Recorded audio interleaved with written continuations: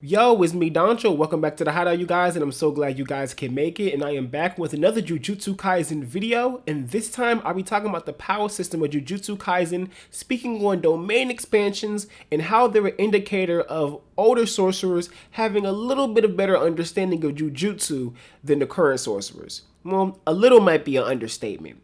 But I want to talk about basically how these domain expansions of the past are so much more interesting than the domain expansions currently because of what it takes to actually be able to unfold these domain expansions commonly.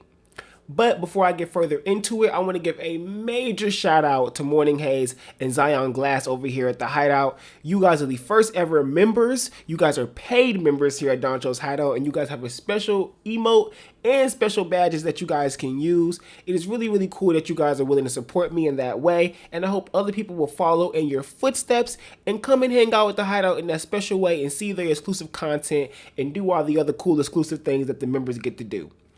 But before we get further into it, intro.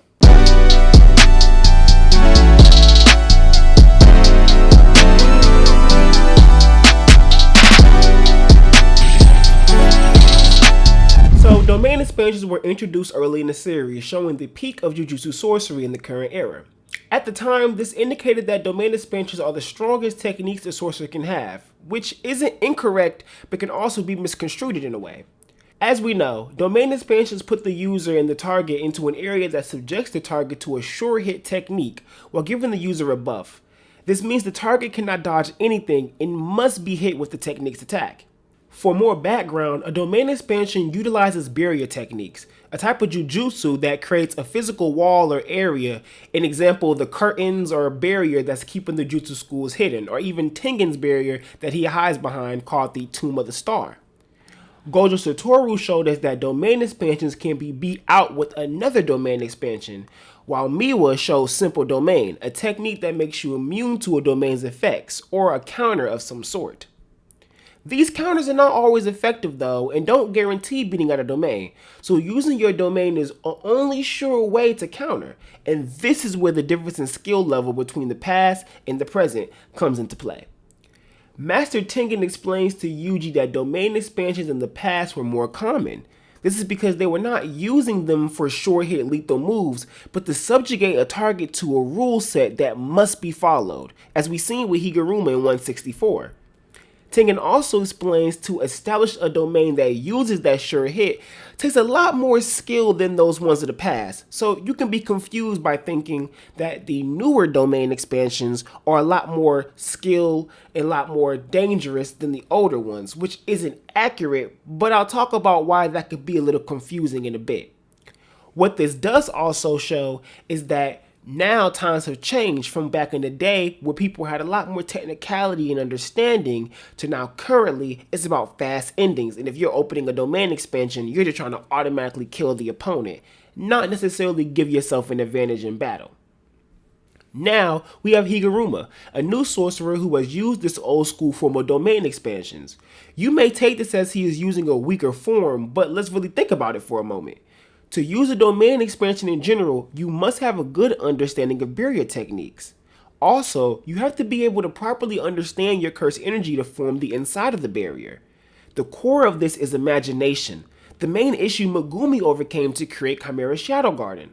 Imagination is a key piece to becoming a Jujutsu sorcerer. We see this all the time. We even see Gojo talk about this in the past during Heaven Inventory, when he went against an enemy that had that bag over his face that could do the doppelganger ability. But Gojo said he was weak, and he wondered why, because he felt that the ability he had was really strong. That's all imagination. That's all being able to take your ability, see it in a certain type of way, and being able to execute it. So if we continue on, Higaruma was able to create a domain that taps directly into his career and motif of justice. He has not only an understanding of himself, but also an imagination to execute his philosophy. Mental fortitude is also necessary for being a powerful sorcerer, and that's why he's top of the game in the culling games.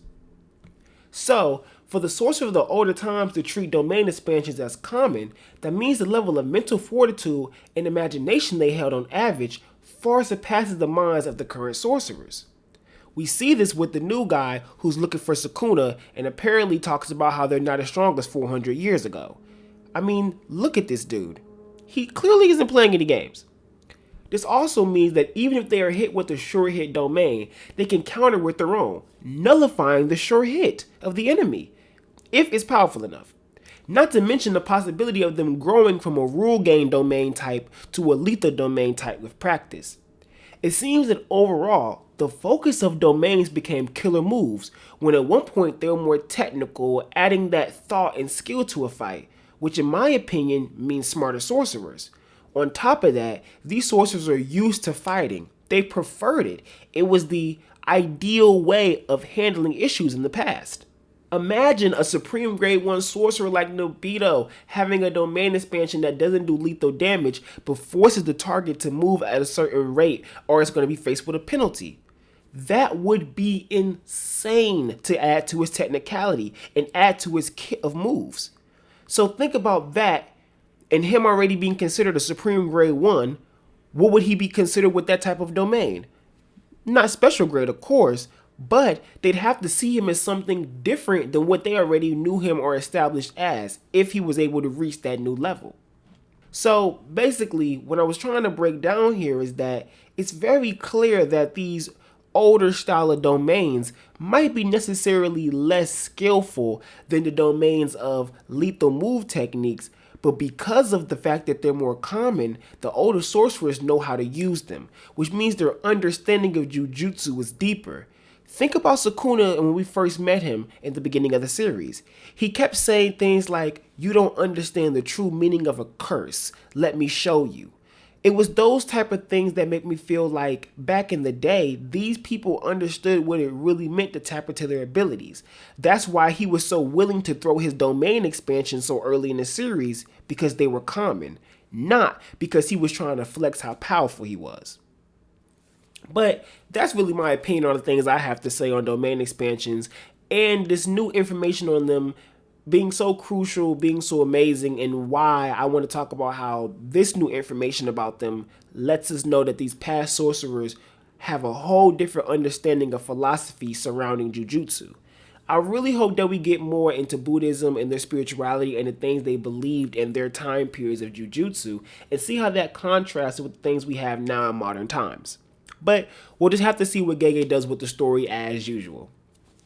Thank you so much, you guys, for coming back to the Hideout. If you like content like this, don't forget to hit that like button. Don't forget to go to the comment section below and tell me what you think.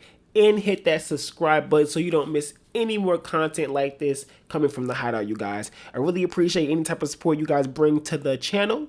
And peace.